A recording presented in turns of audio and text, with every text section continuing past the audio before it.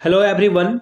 मैं मिथुन सिंह स्वागत करता हूं आप सभी का। आशा करता हूं आप सभी बहुत अच्छे होंगे। BBMKU यानी कि विनोद बिहारी महतो कोलांचल यूनिवर्सिटी के प्रीवियस ईयर क्वेश्चन पेपर को देखेंगे। बात कर रहे हैं सेमेस्टर 1 के प्रीवियस ईयर क्वेश्चन पेपर की। याद रखिएगा, बीएड के सेमेस्टर 1 के क्वेश्चन पेपर पिछले 5 से 6 साल के क्वेश्चन पेपर आपको इस वीडियो के डिस्क्रिप्शन बॉक्स में या फिर चैनल के प्लेलिस्ट पे मिल जाएगा।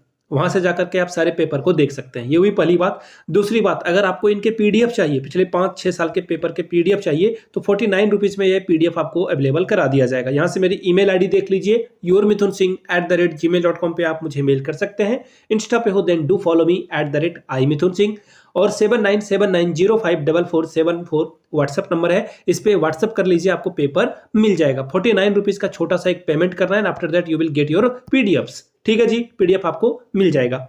आगे देखिए, पीडीएफ को ओपन करते हैं। ये 2024 का पेपर है। जो लोग 25 में एग्जाम दे रहे हैं तो 23 और 24 दोनों साल के पेपर के को देख करके बहुत अच्छे से जाए। बाकी पुराने पेपर को तो आप देख ही सकते हैं। ठीक है जी, देखिए 102 का मतलब होता है 1 स्टैंड्स फॉर सेमेस्टर 1, यानी कि 1 का मतलब क्या होता है सेमेस्टर 1 और इस 2 का मतलब होता है पेपर 2। तो ये पेपर 2 है आपका 2024 का।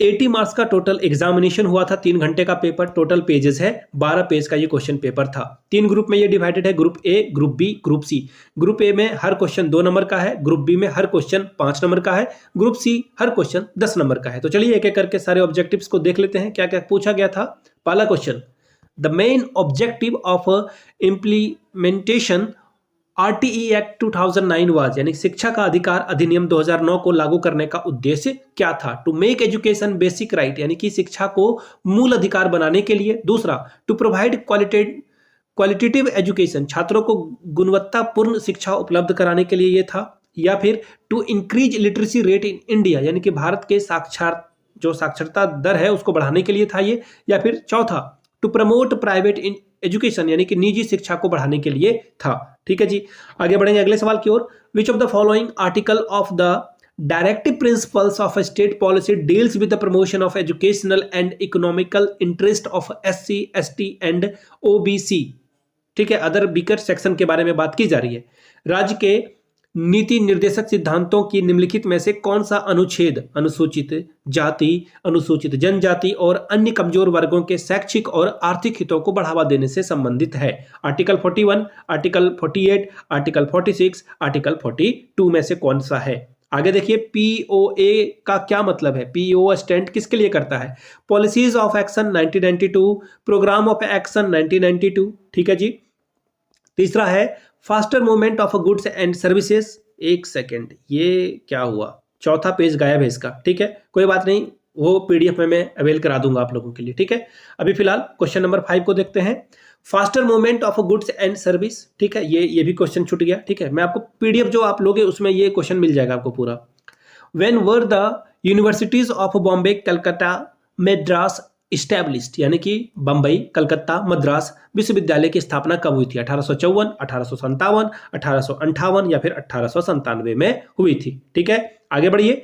विच of the following 4 pillars of education mentioned in Delors commission report reflect the Indian values of the Vasudhaiva Kutumbakam, यानी कि टेलर्स कमीशन की रिपोर्ट में उल्लेखित निम्नलिखित में से कौन सा शिक्षा के 4 स्तंभ वसुधैव कुटुंबकम के भारतीय मूल्य को दर्शाता है। Learning to know, learning to do, learning to be, यानी कि बनने के लिए सीखना, लर्निंग टू लिव टुगेदर, एक साथ रहने के लिए। ठीक है, ये बताना है आपको। आगे बढ़ेंगे। ICT as an educational technology refers to which of the following, शैक्षिक प्रौद्योगिकी के रूप में ICT निम्नलिखित में से किसको संदर्भित करता है। पहला क्वेश्चन, पहला option information and contact technology, इसका फुल फॉर्म क्या है ये पूछा गया, सीधा सीधा बात है। ठीक है, दूसरा है information and communication technology, English में ही याद रखिएगा तो फायदा रहेगा। तीसरा है इंटरनेशनल कंपटीशन टेक्नोलॉजी। चौथा है इंटरनेट कंपनीज एंड टेलीविजन। ठीक है जी, आगे बढ़ते हैं क्वेश्चन आई की ओर। The universal declaration of human rights was adopted by UN general assembly in year, मानवाधिकारों की सार्वभौमिक घोषणा को संयुक्त राष्ट्र महासभा द्वारा वर्ष में अपनाया गया था। 1948 में, 46 में, 45 में या फिर 1966 में। आगे बढ़ते हैं।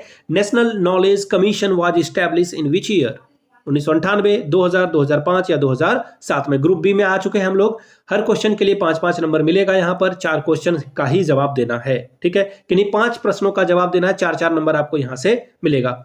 What are the ideas inherent in the article 28 of Indian constitution? भारतीय संविधान के अनुच्छेद 28 का विचार क्या है, बताना है आपको, ठीक है जी। Question number 3, list the major initiative taken after NPE यानी कि नेशनल जो एजुकेशन पॉलिसी आई थी 1986 में, to promote education among SC, ST and other children of backward classes. ST, SC के और पिछड़े वर्ग के अन्य बच्चों के बीच शिक्षा को बढ़ावा देने के लिए NEP 1986 के बाद जो पहल की गई है उसकी सूची बनाइए।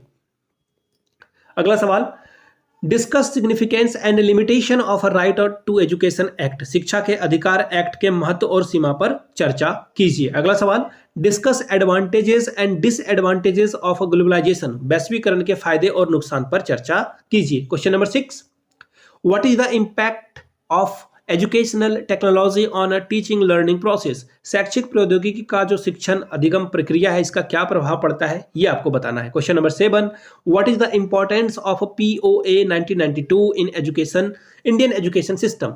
यानी कि भारतीय शिक्षा प्रणाली में POA 1992 का क्या महत्व है। Define society, what is the relation between education and society. समाज को परिभाषित करें, शिक्षा और समाज के बीच का क्या संबंध है, ये आपको बताना है। क्वेश्चन नंबर 9 देखिए, what do you understand by the equality of educational opportunities, explain with examples. शैक्षिक अवसरों की समानता से आप क्या समझते हैं, उदाहरण सहित व्याख्या करें।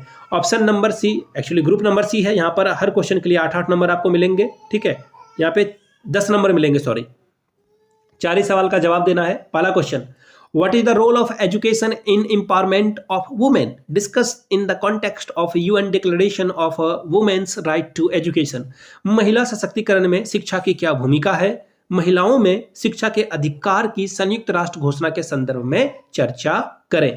अगला सवाल, what is national knowledge commission NKC, discuss the role of NKC on management education. राष्ट्रीय ज्ञान आयोग क्या है, शिक्षा के प्रबंधन पर NKS की भूमिका की चर्चा करें। Question number 12, describe the major recommendation of a national policy on education 1968, यानी कि जो राष्ट्रीय शिक्षा नीति 1968 है उसके प्रमुख संतुतियों की जो है चर्चा करें। Question number 13, what is the role of a social movement in India in education of a tribal communities. इसका हिंदी में देख लेते हैं, क्वेश्चन क्या है, भारत में जनजातीय समुदायों की शिक्षा में सामाजिक आंदोलनों की क्या भूमिका है, इसके बारे में बताना है। क्वेश्चन नंबर 14 देखिए क्या है, what do you understand by national integration, what are the barriers in ways of nationalism in India, explain. राष्ट्रीय एकता क्या है, भारत में राष्ट्रीय एकता के मार्ग में कौन सी बाधाएं हैं, व्याख्या करें। ठीक है जी, आगे बढ़ते हैं अगले सवाल की ओर। Focus on a system of Buddhist education, how was it differ from the Vedic education system. बौद्धिक शिक्षा व्यवस्था पर प्रकाश डालें, यह वैदिक शिक्षा व्यवस्था में किस प्रकार भिन्न थी, इसके बारे में बताना है। क्वेश्चन नंबर 16 देखिए, discuss the background of a quality of educational opportunities, what are the constitutional provision of equality, describe. शिक्षा में अवसरों की समानता की पृष्ठभूमि पर विवेचना करें, समानता का संवैधानिक प्रावधान क्या है, वर्णन करें। तो देखिए ये था क्वेश्चंस BBMKU के सेमेस्टर 1 का। अब मैं आपको बता दूं ये पेपर 2 था, पेपर 3, 4 सभी के पेपर आपको हमारे चैनल पे मिल जाएगा। जिनको PDF चाहिए होगा 49 रुपीज़ में PDF अवेल कर सकते हैं। 3399 में आपको जो 399 रुपये में आपको मेरे हैंड रिटन नोट्स मिल जाएंगे सेमेस्टर 1 के। जिनको नोट्स चाहिए होगा डू कॉन्टैक्ट मी, यहाँ से मेरी email ID, इंस्टा ID आपको दिख रही होगी, yourmithunsingh@gmail.com पे आप मुझे मेल कर सकते हैं। अगर इंस्टा पे हो then do follow me @imithunsingh। बाकी और भी जो अपडेट आएगी मैं आपको चैनल के माध्यम से देता रहूंगा। वीडियो को यहाँ तक आपने देखा, प्यार दिया, इसके लिए आप सभी का बहुत बहुत शुक्रिया। Have a good day.